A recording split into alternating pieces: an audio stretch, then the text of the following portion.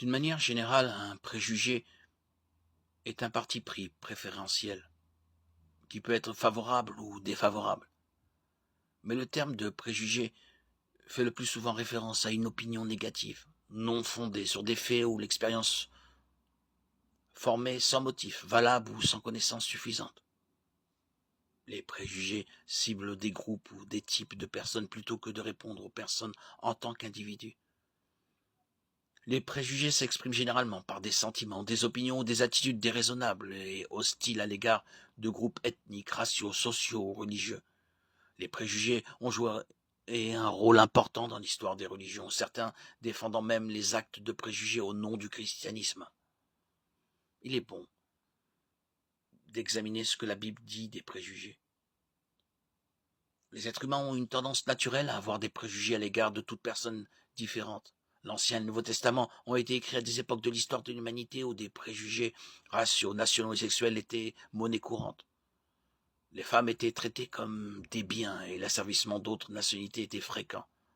Lorsque Dieu a donné à Moïse la loi pour Israël, il a incorporé des normes morales et éthiques qui étaient inconnues à cette époque barbare.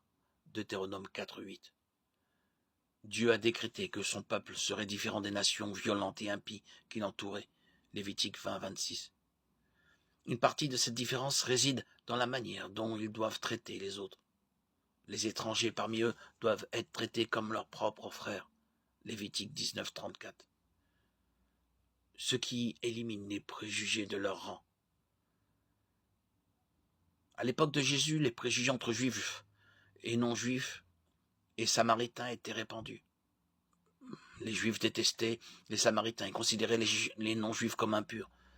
Jésus a transcendé les préjugés en mettant l'accent sur la foi d'un païen et sur la bonté d'un samaritain. Matthieu 8, 10, 11, Luc 10, 30, 36. Dieu avait choisi la nation d'Israël par laquelle il enverrait son Messie, et les Juifs étaient fiers de leur héritage. Romains 1, 16, Jean 8, 33.